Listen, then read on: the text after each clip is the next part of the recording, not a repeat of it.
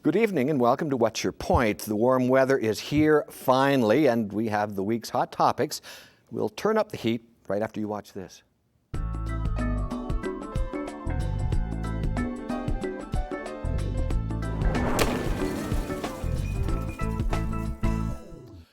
All right, it is time now to meet our guests. With us this evening, we have Julian Ichim.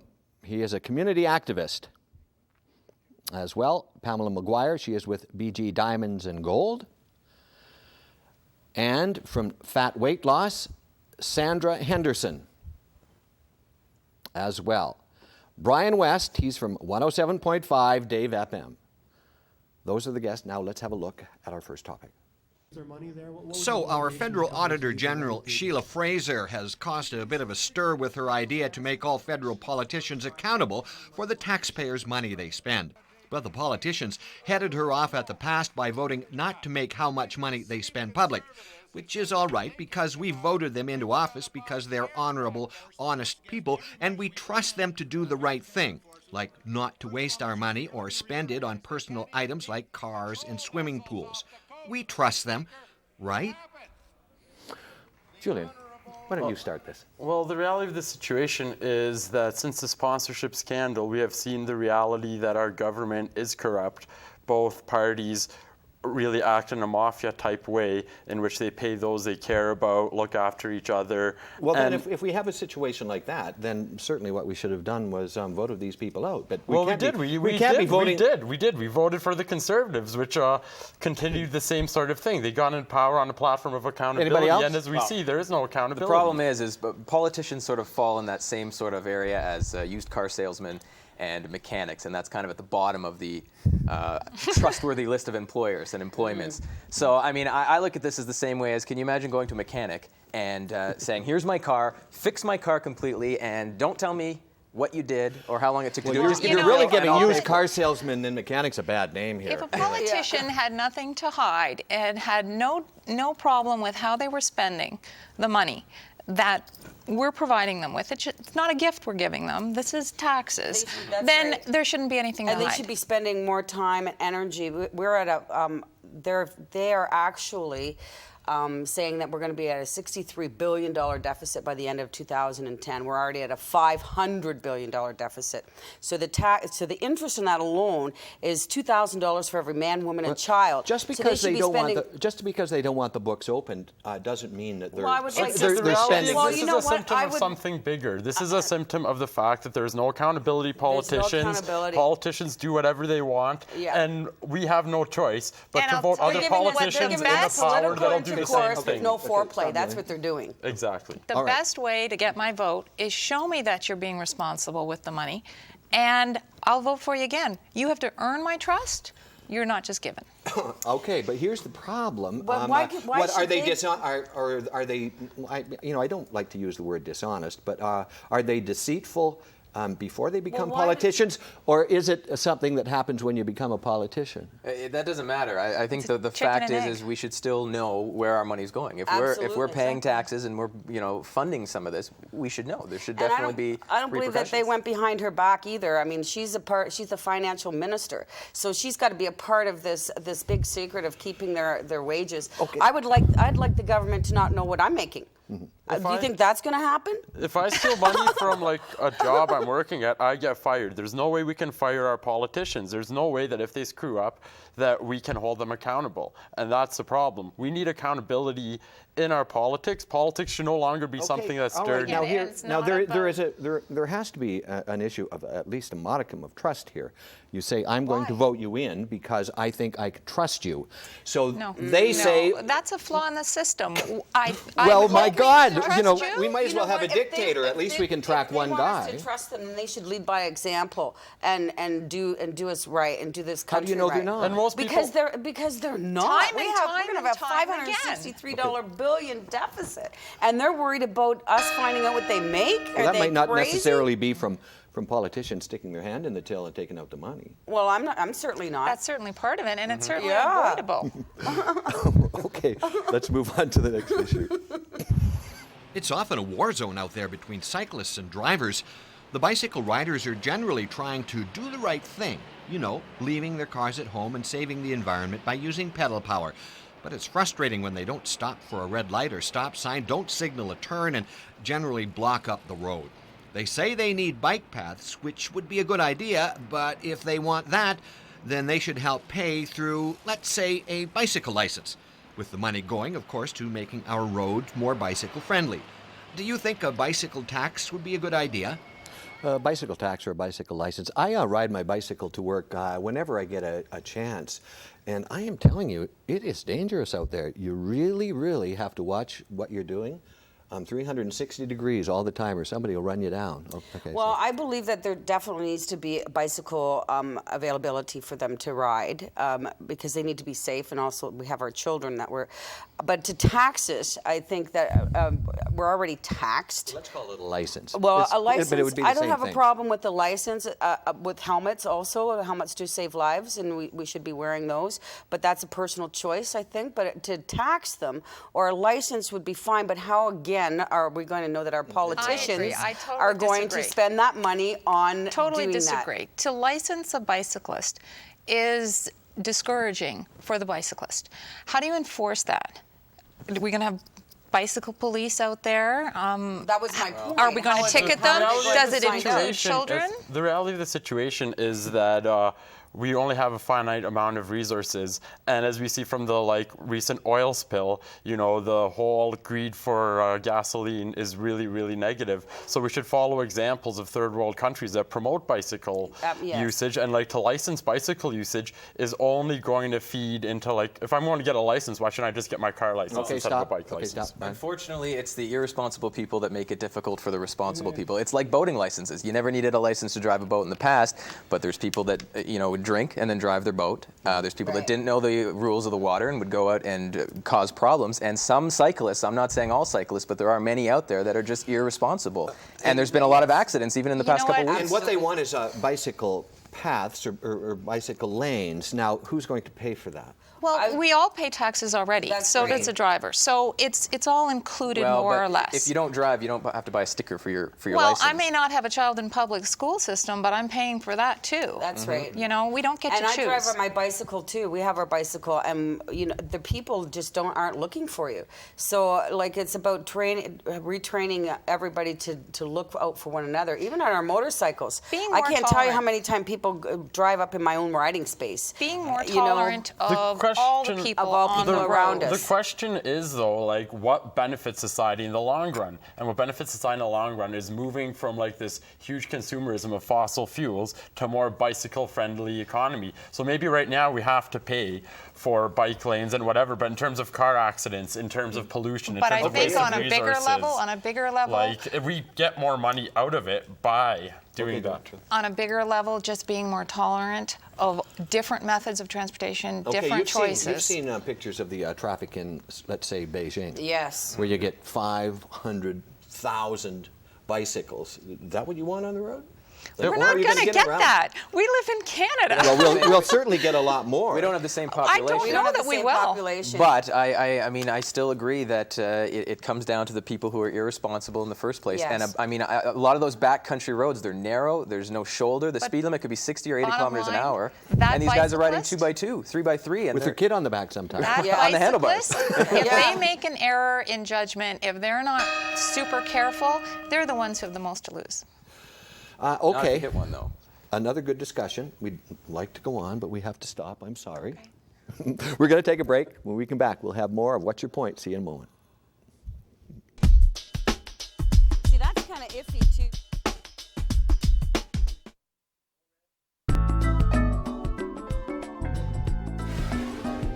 Thank you very much for staying with us. Let's have a look at the next issue, please. This is an interesting argument I saw in an editorial section of a local paper. Recently, there was a great controversy over the fact that an Ontario SPCA was putting down animals because of an outbreak of ringworm at the control centre. People gathered there to protest what they thought was the needless murder of sick animals. While at this March for Life rally, the people were satisfied with the fact that there would be no change to the abortion ruling at home in which abortion is legal, but were just happy with the fact that the government won't fund abortions in third world countries as part of the Women's Reproductive Health Initiative, suggesting that in our society, animals get more sympathy than people. namely the unborn. Is this a valid comparison? Okay, everybody understand what we're talking about here? You'll start, Sandra. Go ahead. You know, when you put the question forward as you have, do we care more about animals than we do the unborn? The immediate response is, well, of course not. The immediate response is, of course. Of course. I just think that any, be it animal, be it the unborn, they don't have a voice. And the rally that occurred, and it was in Newmarket, I believe, for the animals. It was more or less in your backyard. It was in our country here. Let's not stray from the point. I don't think it's your question was, is it a valid comparison? I don't think it is a valid comparison. It's sort of apples and oranges here. I mean, we've got human life, we've got animal life, both extremely important, and I mean, you just can't compare the two. If you had to choose a human life over an animal life, you'd probably choose the human life. What their argument is that you know, it's okay if we our government gives money to abort babies in third world countries, and we're saying, you know, that's fine, we should be doing that, but if you go kill a dog that's sick. Okay, but the reality of the situation is that, like, the way this system's set up, like, we have these people who call themselves pro-lifers, and they're the same people who are cutting money from single mothers. They're the same people that are, like, attacking women's shelters and homeless shelters. Like, they're creating the conditions that leave a woman with no choice but to get an abortion. You know, you cut, like, special diets, you cut all the money that a woman has. Okay. And, like, so it's really hypocritical. I think that that absolutely there is no comparison between the animals and human life. As far as the dogs with ringworm, I think that if PETA and these other animal places wanted to spend their time and energy, they should be going to New Zealand, where the right of life for a teenager is is killing the dolphins, where they slice them in the water and they're helpless dolphins. Okay, but if you're talking about spending money on abortions, what you're talking about, and you know. I agree with that, but what you are talking about, and you can't get around it, is you are talking about stopping a human life. And everybody seems to be for that. Like 60% of Canadians say that's all right. You do away with a dog that's sick, and you get a great big outcry. So what is more valuable here? The abortion issue is it's legal in Canada, so it seems like it's already been done. The work has already been done. It's like, why open a can of worms when probably you're not really going to get anywhere with that argument. They're not opening a can of worms. All they're saying is that we're not going to pay for it in a third world country. It is basically a diversion. Every time we have stuff going on, and the Conservatives aren't going to open up the abortion debate. Let's be honest. They need the support of the Liberals and the NDP. But every time, like, the heat comes down, you know, they bring up abortion, or they bring up gay marriage, or they bring something to divide the people. But also in the third world countries, I think that not only in the abortions, I think that they should be giving education more than just sending in our medical systems. Blah, blah, blah. What we're talking about here is we're talking about ending a human life, and everybody's fine with that. Well, and they get out of control. I'm not fine with that. I don't think abortion should be used as a form of birth control. Well, I don't think everybody's fine with it. I mean, not everybody's fine with it. With the SPCA issue where they were putting down the animals because they were sick, the reason behind that was it was an outbreak, and I mean, the outbreak would continue and continue and continue, so they had to put down some of the animals. Bringing it back to the abortion thing, again, is apples and oranges. Yeah. Okay. And abortion should never be used as a legal way for birth control, ever. I mean, like, if every situation has to be put into its own. Another good point. Good issue. We're going to take a break. We'll be back with more.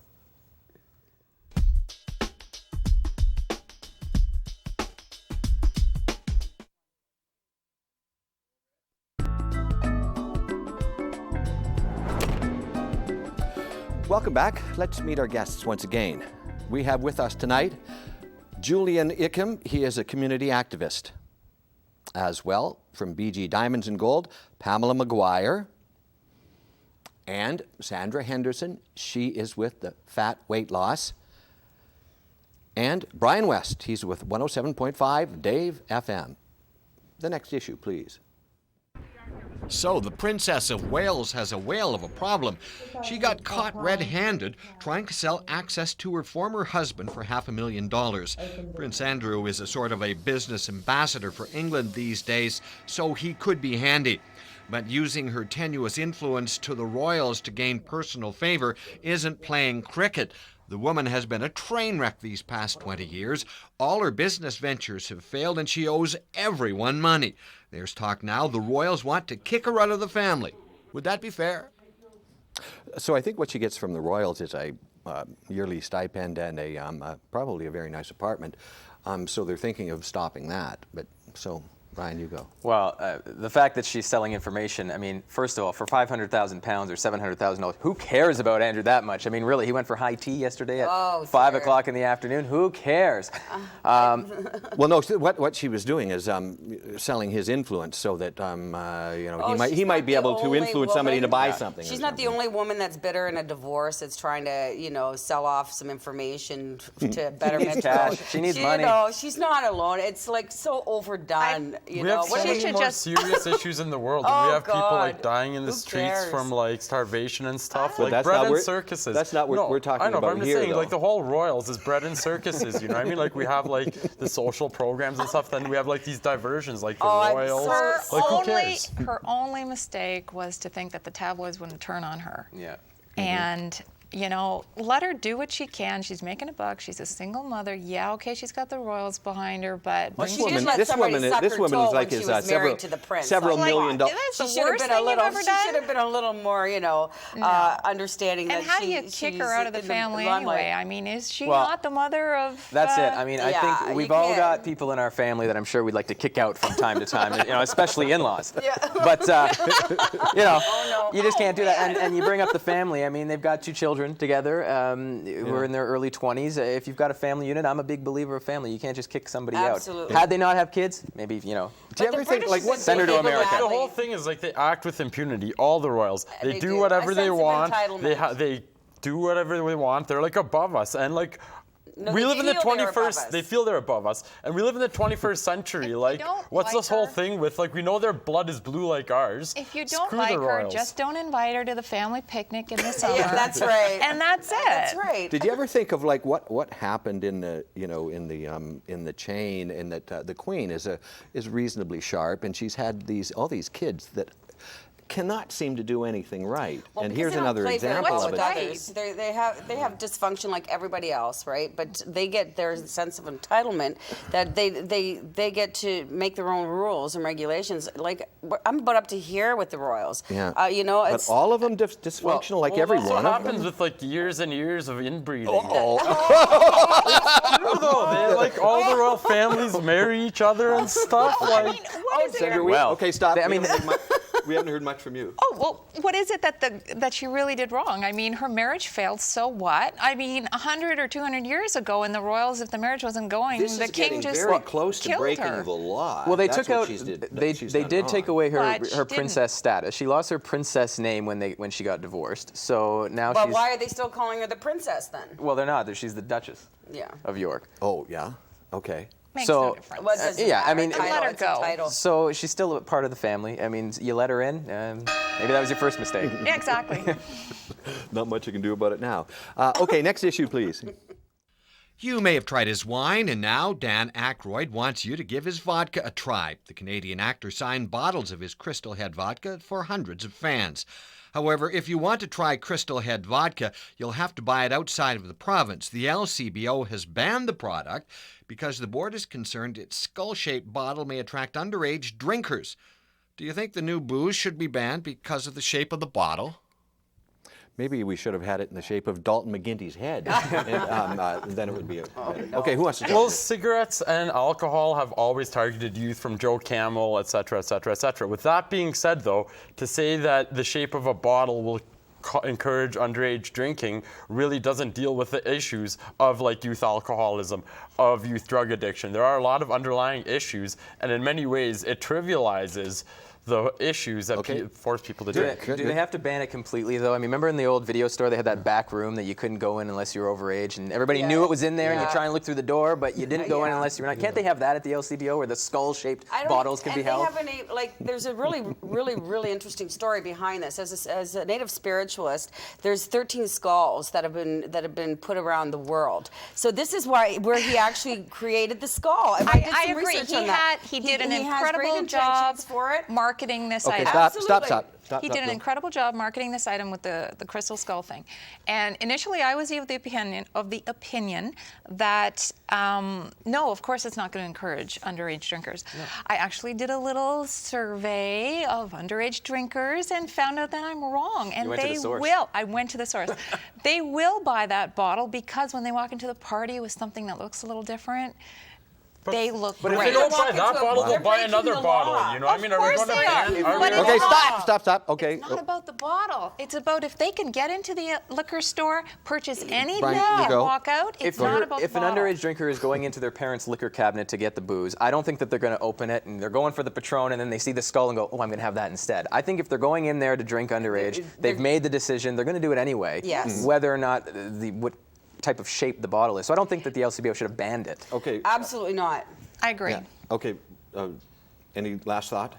Basically, I think that youth alcohol, that we have to differentiate between youth drinking and youth alcoholism, and to blame like youth alcoholism and youth drug addiction on the shape of a bottle just trivializes No, you're I right. wonder that people what Dan go through that Aykroyd's forces father them. would have said, because he was the policy maker for Pierre Trudeau at one time. So I wonder what he would have said about targeting one person.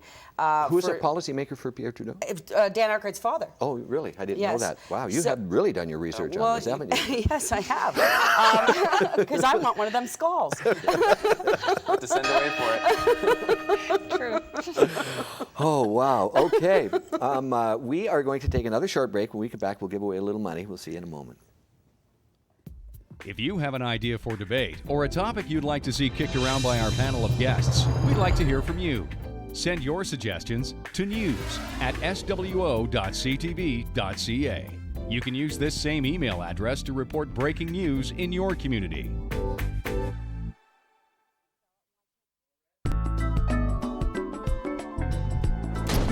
And it is time now to reward tonight's guest that did the best job of making their point. Here's the winning comment as selected by our judges.